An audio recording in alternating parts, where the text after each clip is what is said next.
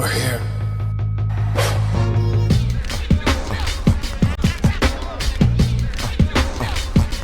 I wish I could get this feeling. I wish I could get this feeling. On the corner. What up, everybody? Welcome to another episode of the Corner Podcast. Kel Dansby here, not with the old man Andreas Hell, because it's his birthday. I was nice enough to be like, yo, don't come into the studio. It's all good. Go celebrate with the fam. So the old man's not here for this episode, but it is okay. He's back later on in the week. We still got a pro wrestling episode to come. Can't miss that.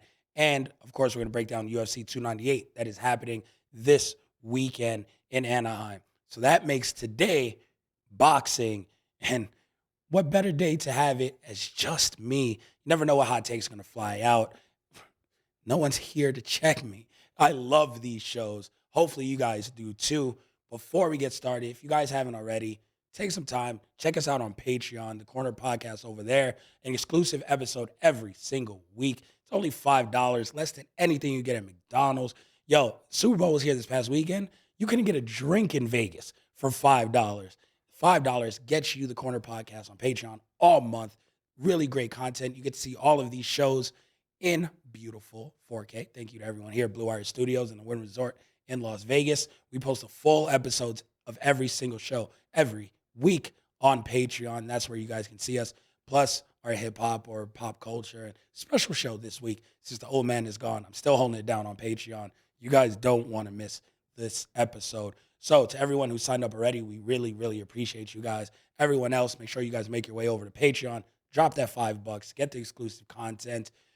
Last week was just hectic with Super Bowl, but this week I'm planning out the Corner Club OG tier. That's $10. You guys get to be on the Corner Club and Friends monthly podcast episode. Going to record that this week. So if you're in the $10 tier, I'm hitting you guys up shortly so you guys can join the show and chop it up as well. It's great to be back in studio, though. I only missed one day. We weren't here on Thursday because of the Super Bowl madness here in Vegas. A lot of stuff going on. I was here. I saw Dre briefly during that. He was on Radio Row the entire week, talked to Clarissa Shields, talked to Ryan Garcia, who we'll talk about in a second, Devin Haney. He was doing his thing for Sirius all week long, and it was just tiring. The entire strip and everything and being in that atmosphere, tiring. I love the Super Bowl. It was dope. I'm glad it was here. I didn't go. For everyone wondering, the old man didn't go. God bless it. That's why he's not. Listen, he says this for his birthday. We can be real. We're in the trust tree here. We're all family, Corner Club. He ain't here because his Niners lost. You know it. You hit him up on Twitter. Don't do it on his birthday. But the day after his birthday, the rest of his week, you let him know. You ran from the grind. You ain't here because your Niners lost. You didn't want to face the music. And no, he took it in stride. They lost the best quarterback ever. So, no, it was just a wild week. But we also had boxing. And before the madness really set in, this was probably my last day on the strip last week. Teofimo Lopez at the Mandalay Bay, which also happened to be the exact site of NFL Media Row and the fan experience and everything. It was bonkers and packed in there. And Teofimo had a really good crowd. He built this entire card around being the showman in boxing. He had a great entrance. He had like a Cirque du Soleil circus walk him out, and he had the whole ring master gear, and he came on. And it was great. That was the best part of his night. But I'll explain in a second why it's not even his fault. The best part of the night overall was the undercard. Shout out to Top Rank. Shout out to them for putting together a card where casual fans and normal boxing fans can all gather on a Thursday as they're getting hyped up for a big sports weekend and really enjoy it. Abdullah Mason, 19 years old. For my money, him and Carmel Moten, best young prospects in the game. I think Xander aged out. Xander is like 21. But young prospects, Carmel and Abdullah, no one's touching these two guys. Abdullah Mason went out there, and if you guys haven't seen it, make sure you hit the socials, type in his name. He was number 8 on the Sports Center top 10. At 19 years old, yo, if I'm 19 and I make Sports Center anything, you can't tell me nothing. And this kid is so humble, so blessed. He's always around his family, always in this gym. Yo, he's better than me because this knockout he had with this overhand right was amazing. They're going to show this highlight for the rest of his career. And it happened when the eyes of the boxing world were on him because there's no fights on Thursdays. And he really stepped up to the stage and knew what it meant. So he wasn't going to let the ref stop it prematurely because he had a knockdown before that. Or the ref gave a standing 8 because he was beating the hell out of this guy in the second round. And then he was like, no, I'm going out there to finish it. And he was patient and poised, and this right hand that floored his opponent was nasty. And that's how you make a star. And people say whatever they want about top-ranked boxing and boxing in general.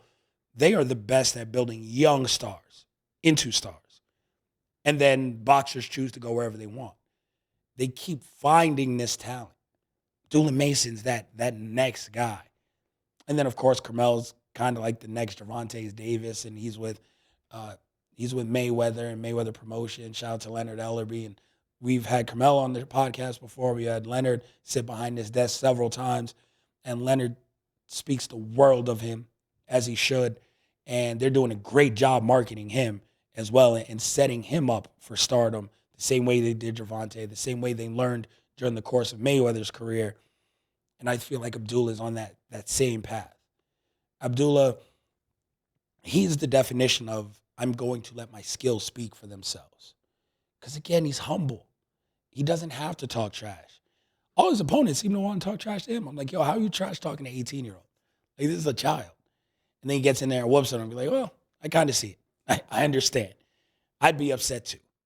So he went out there and proved again, like, damn, he is the future of boxing. Him, Carmel, Xander. Boxing is fine.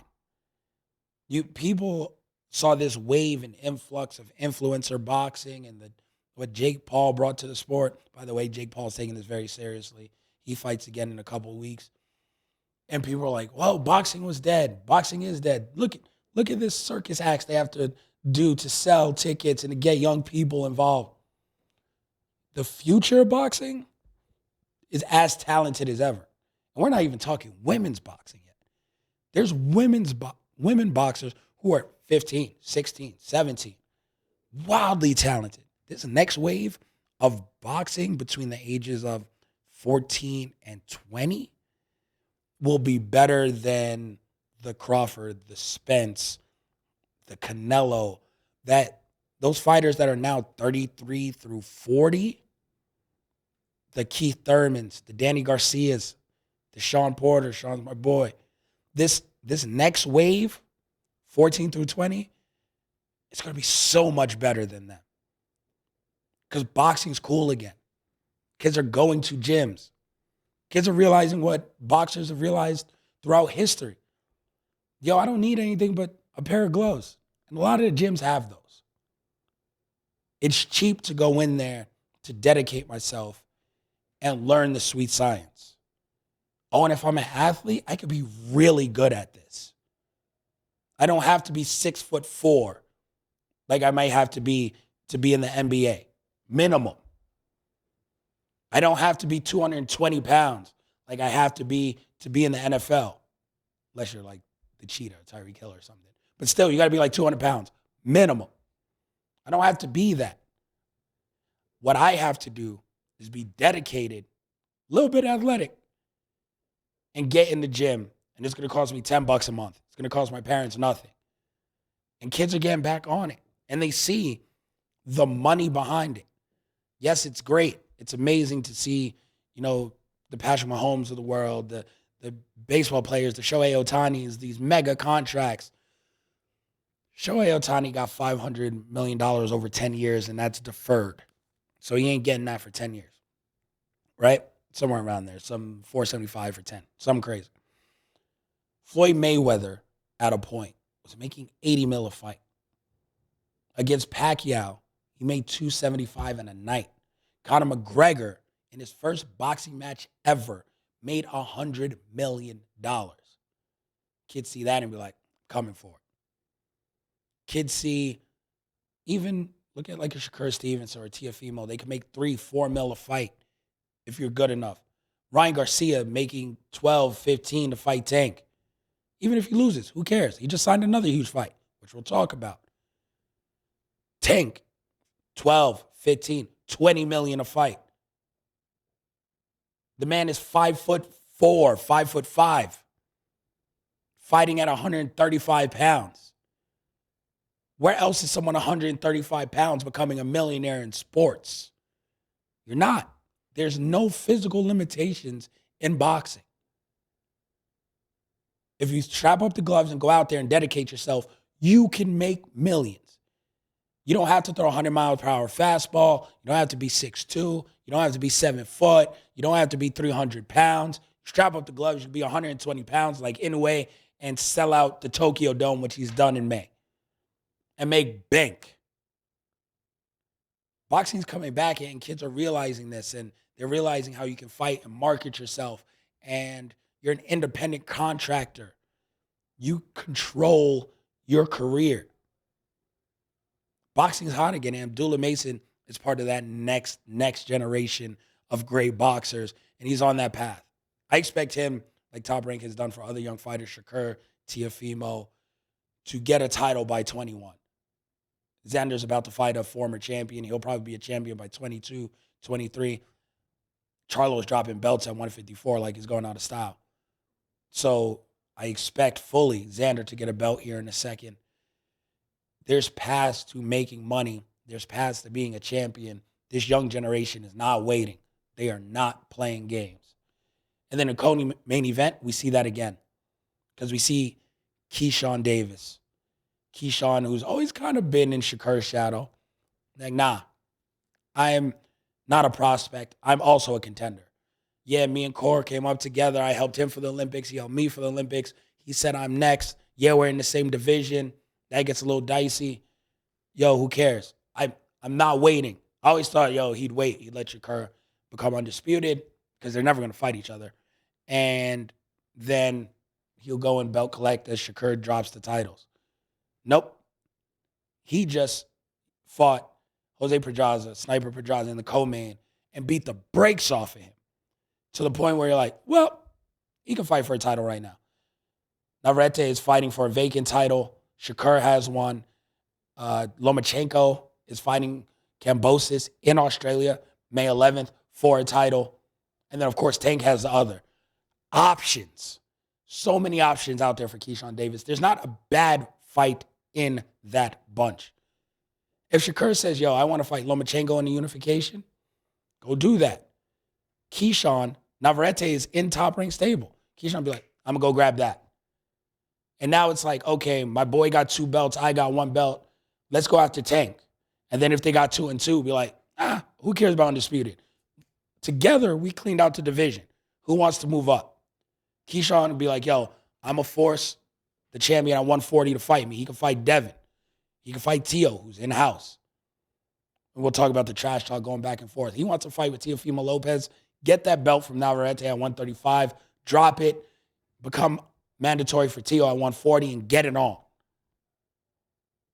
That's how you do it. And then Shakur would be like, okay, good job, brother. I'm going to take that belt you just vacated, and now I'm going to be undisputed. Because Shakur is naturally smaller. I don't see Shakur going up to 140 for a while. So Keyshawn get a couple belts, move up, and Shakur come right behind him. Give me that belt, give me this belt. Cool, now I'm undisputed. I feel like that is now the natural progression of this. Keyshawn needs 1 belt to force someone at 140 to fight him for a title. And that'll happen sooner rather than later. This performance against Pedraza was filthy. And he showed that he's every bit as good as the top 5 guys at 135. If he goes in there against Loma, maybe I'm not picking him to win. But if he did, I wouldn't be shocked. I'm not going to think he's going in there and getting washed. He could definitely hang with Loma. Loma's getting older. Haney beat Loma, allegedly. I can see Keyshawn doing that same thing. Why not? Him and Shakur will never fight, but I feel like their skills are probably comparable. We don't know what happens in the gym, but I feel like they give each other work on and off. And then Tank Tank is great, but Ryan Garcia is his best opponent. And we saw Ryan in his last fight try out weird defensive things. Keyshawn doesn't have those deficiencies. He doesn't. Shakur doesn't. So it's like, I would love to see one of them fight Tank. So Keyshawn's no longer an underdog against anyone he fights. Every fight he has going forward is a 50-50 fight. And he has a chance to win. Oh, and sooner or later, you got to run it back with Andy Cruz. Andy Cruz beat him. If you don't know, Andy Cruz, two-time Olympic gold medalist out of Cuba, just turned pro. He's with Matchroom, and he's only 2 or 3 fights deep. And Keyshawn was like, yo, when you get to the pros, it's me and you, fam. Because he beat Keyshawn 3 times. Keyshawn's a silver medalist because he could never beat Andy Cruz. And Keyshawn's like, we're in the pros. This is a different game. I'm about to give you that work, and I got to see that fight. So that's another fight that's not a title fight, that's in his future and a big money fight.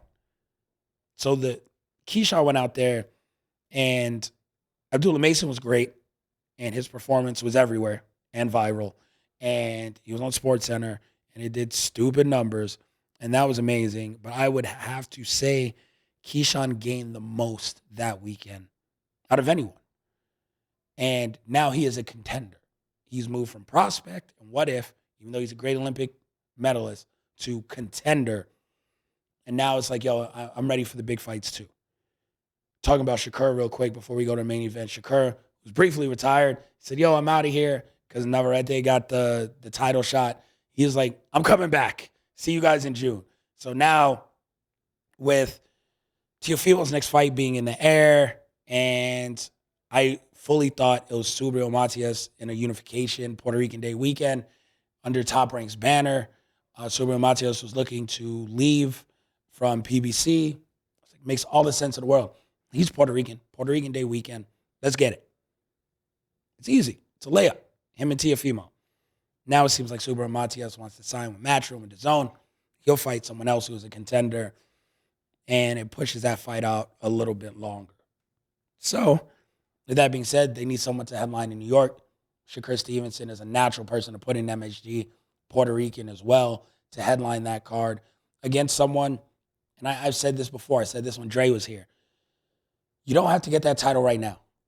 Let Navarrete get his title. You guys unify.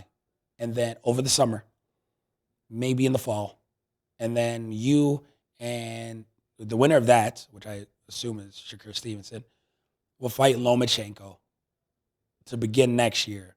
And now that's 3 belts, and then the last belt belongs to Gervonta Tank Davis. And you say, summer of 2025, it's going down. And that is a huge fight. The steps are there for Shakur Stevenson. He got to get back in the ring.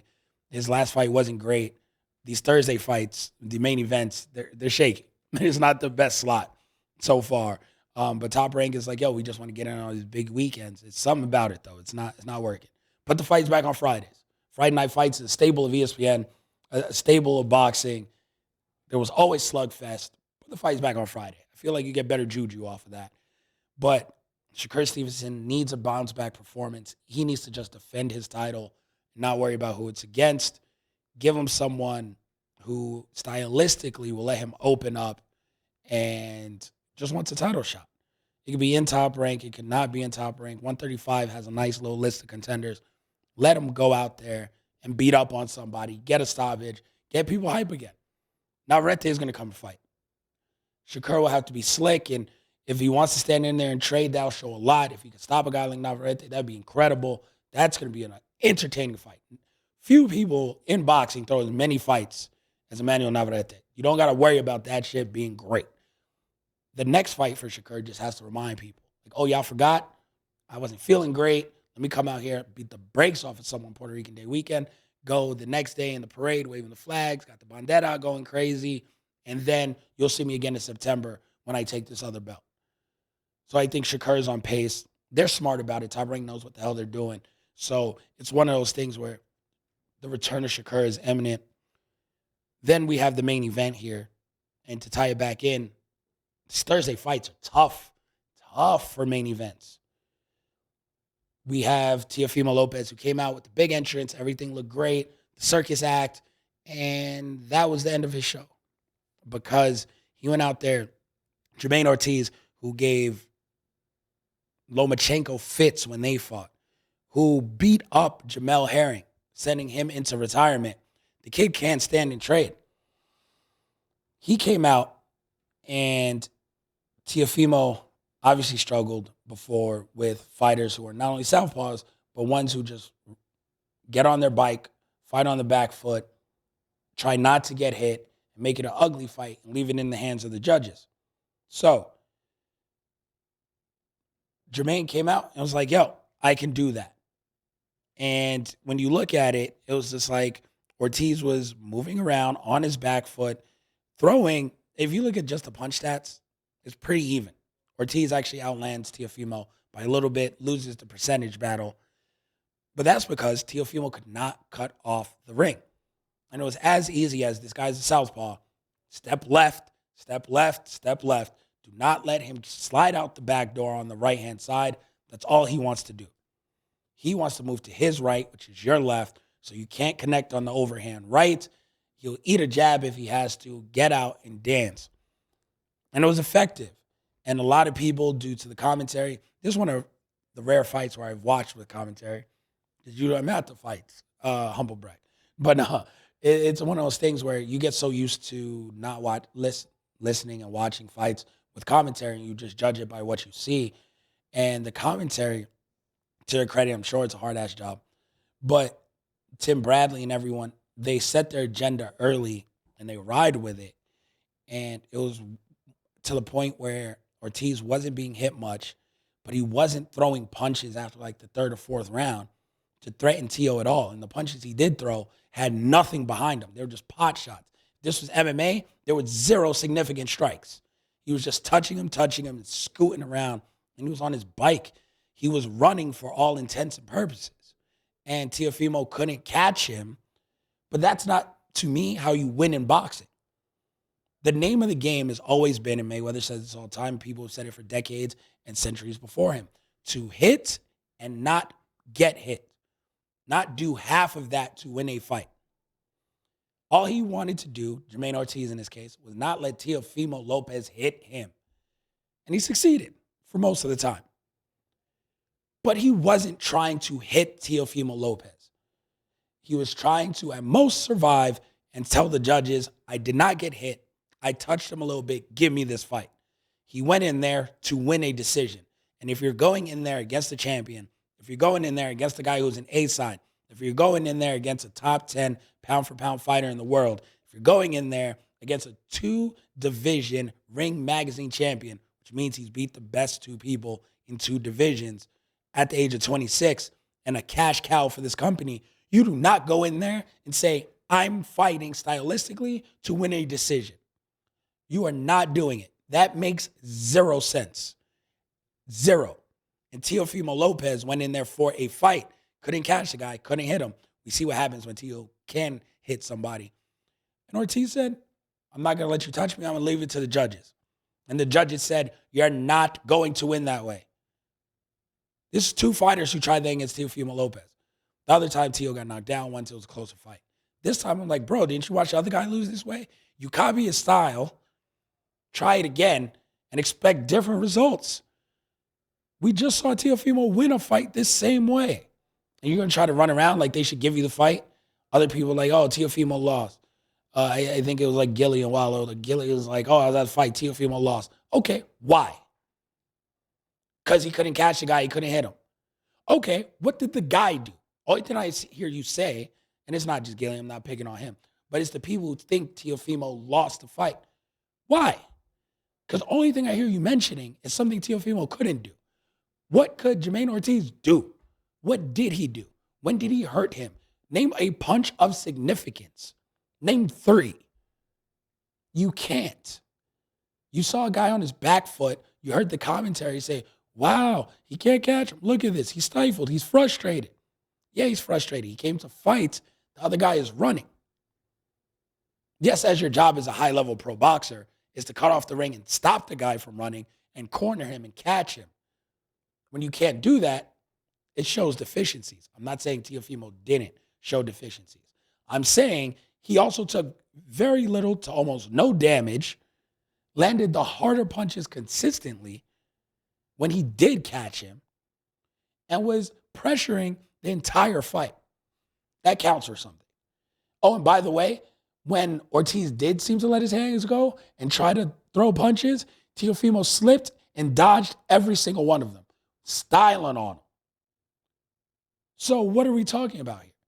What did Jermaine Ortiz do to win the fight? No one can answer that for me. He ran, he didn't get hit.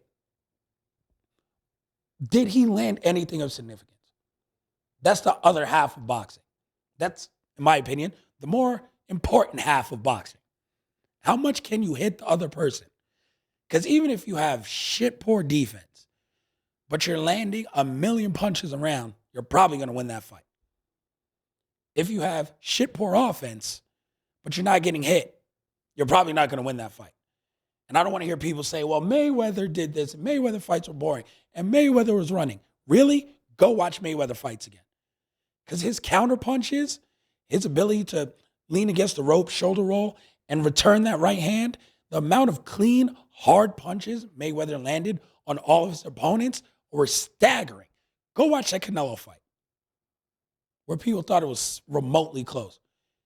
Clown Canelo defensively, and every time Canelo overextended, he made him pay. Watch the Pacquiao fight. Made him pay. Ortiz didn't do that.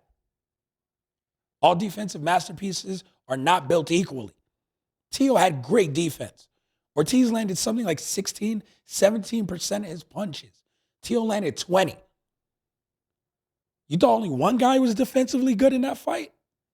Your expectations are telling you that Teo didn't do enough and he should have lost. You had no expectations for Jermaine Ortiz going into that fight. That is the difference. If you were objective and watched it as a boxing match, you saw one guy run, not be able to land any punches when he did throw.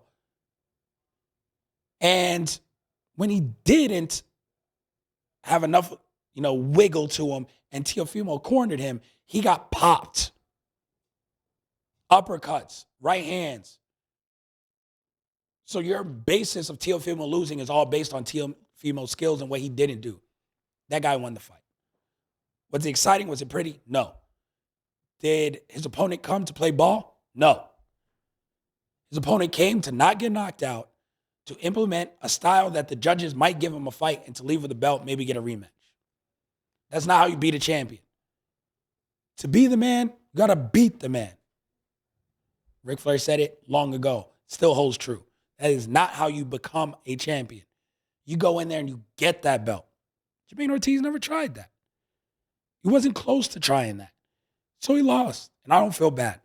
Teofimo now stuck between a rock and a hard place because he came off of a great performance versus Josh Taylor, who didn't run, who stood there and found out, you know what? I'm not athletic enough or good enough to punch this kid. And he got beat up. And now Teofimo is going to find himself in this position going forward. People are going to make a choice. Either going to sit there and slug it out with you and figure out they're not as athletic as you and they're going to get beat up, or they're going to say, I'm going to run and be technical and I'm going to see what the judges think of this performance and maybe they'll give it to me, but I'm not going to get knocked out and he's not going to beat the brakes off of me. I'd rather that than being embarrassed. Teofimo's in that lane. And now he has to figure out, like the greats do, how do I beat the brakes off of them when they choose option B? And there's no longer an option A and B. You're getting beat up either way. How do you want this? Do you want to look like a coward running around the ring when I beat you up? Or do you want to stand here like a man and take this whooping? But those are now your two options. When you're really good, ask Terrence Crawford. Those are the two options. You going to bite down and take this whooping? And we going to throw hands? And people be like, man, that was a close fight. He got heart.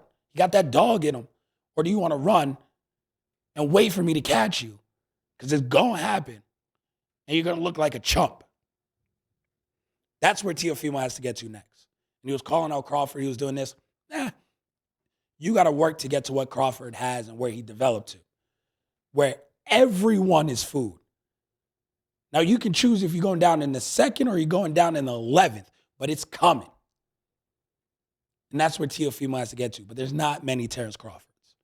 So we'll see. Now he needs a little bounce back fight, which is cool because we got the announcement of Devin Haney versus Ryan Garcia for April 40th. I think that's 420. It's 420 here in Vegas. Everybody in the thing is going to be high. There's not one person in there ain't going to be high. Me. I've never done drugs. Outside of me, everybody else going to be high in that arena here in Vegas. And a huge fan base following Ryan Garcia. Can he bounce back from the Tank fight? Only had one fight in between, maybe two, to try to bounce back. I think it was only one. It wasn't too impressive. Weird defensive style in that one. And now it's like, okay, right back into a top contender fight. You're going in there against Devin Haney, who looked great against Regis Prograis, who stylistically is kind of like Ryan Garcia. All offense. If you stand there and let him punch you, he'll take advantage of it. He'll look really good. But if you got to get technical, you got to chase someone. I'm not sure that's his style of fight. What helps Ryan Garcia is he has more pop than Regis Prograis. And he's fought Devin Haney 6 times as amateurs. They split it 3-3. So he knows what Devin is about. The question is, what is Devin's pop? The biggest factor for Gervonta Davis against Ryan Garcia, which changed the course of the fight, is in the second round when Ryan Garcia was like, oh, I found the range. I can land on Tank. And he did, and Tank backed up. Tank's response wasn't to run or be technical or dodge Ryan Garcia. Every time he got touched with something, he planted that back foot and threw right back at him. And Tank knew my power is going to stop Ryan dead in his tracks. And he did it every time. Put Ryan on his ass in the second round, went through, hurt Ryan again in the 7th, I believe. And then, of course, the body shot that stops Ryan after Ryan thinks he's opening up. I think Ryan won the 6th round, started opening up, and Tank caught his ass twice. The body shot was the end of it. The power was the great equalizer. Ryan didn't really get outclassed. Ryan got hit with 3 or 4 punches where he's like, this guy hits different. And I can't open up like I want because I can't take what's coming back at me. Now the question is, does Devin Haney have that? Or does he want to make it technical? Does he want to make it quote-unquote boring? Which he's not boring. But does he want to jab Ryan Garcia to death, stay at the end of the stick, not allow Ryan Garcia to counter with that left hand, which is his number one tool, not leave himself open to a slugfest and to get, chipped and getting hurt or put down, and just saying Ryan Garcia is not technical enough to box with me for 12 rounds. And I can be safe in this ring. And guess what? If he does that, kudos, he'll win. But for me, this is a no-lose for Ryan Garcia. He steps up to a challenge. He's fighting one of the other 4 kings of this generation, 5 princes, if you want to go that route with Shakur Stevenson. He's fighting another one of 5 princes. He's the only person to fight any of them. He's down to fight all of them. And he's making a butt ton of money because of it, which shows you guys should probably all fight each other. But if I got to go first, I'll do this to show this is how we make money. And Devin doesn't have the power of Tank. He's not going to embarrass him like Tank did and stopped him with a body shot and everything going from there.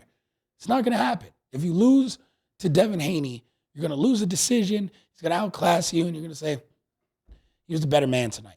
But you're going to walk home. You're not going to be a viral sensation. He ain't going to do you dirty. He put Regis down once, then coasted to the win. That's it.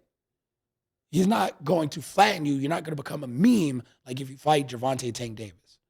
But if you win, if Ryan Garcia finds a second win, if styles make fights, if his style is just perfect for Devin Haney and he can catch him with that left hand, now you're a champion. Now a Tank rematch is in the cards. Now a Rolly Romero unification's in the cards. Now you hold all the chips if you want to rematch Devin Haney for that title, making a lot more money than you're making now. Ryan Garcia's in a win-win situation. Because even if he loses, he'll go and beat up other guys who are not one of the 5 princes until one of those opens up again. You think he's losing to Devin Haney won't still allow him to fight Rolly Romero for a title? He'll fight Rolly in 2 fights. Oh, you think this is going to slow him down for anything? You think this is going to be Ryan Garcia's last title fight? Have you seen a guy named Adrian Broner? Plenty of title fights. Long after his mystique was gone. Plenty of title fights. When you sell, you can sell. And whether you're A side or B side, when you're B side, you bring all that money, people will fight you. You don't have to be their number one contender to get title fights. They will fight you because as one of the fights in between their mandatories, you bring a lot of money and a lot of eyes. So he'll continue to get fights. If he gets better, he'll win fights. And at the end of the career, he'll have 5 losses, all 5 to the other princes. Tank will probably beat him twice. He'll beat the brakes off everyone else. He'll grab a belt at 140, that's vacated or something, a belt at 147 that's vacated. Maybe he loses up there eventually to Boots or something. And he'll go down and he'll be 25-6 or 30-6.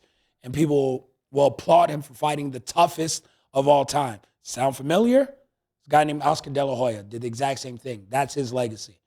People love the Golden Boy. He's a promoter. He's one of the faces of boxing, like it or not. Ryan's on the same trajectory. That's just what he's going to be.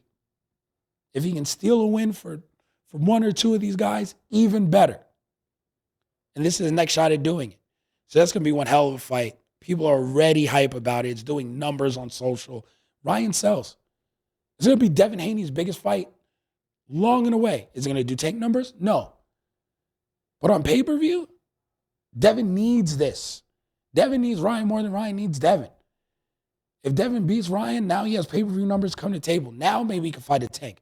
Now he's an A-side against a Teofimo Lopez. Now he has options at 147. Right now, he's at the whim of everyone else because he's not exciting. He doesn't have knockout power, and he doesn't have the numbers on paper to justify being an A-side against anyone who's ever done a pay-per-view. Barely, he's probably a 50-50 fight against Ryan. You don't have the numbers. He needs this fight to get the numbers. So we'll see how that all plays out. Boxing is an exciting place. These young kids are fighting each other. Tank needs to join the mix. I expect him to be back soon.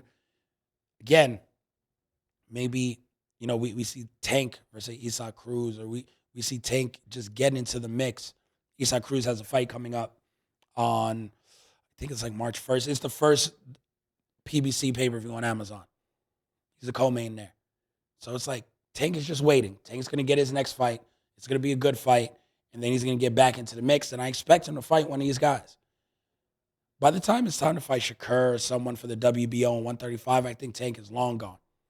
Those guys will be fighting for a vacant title before they fight Tank. I don't think Tank cares about belts.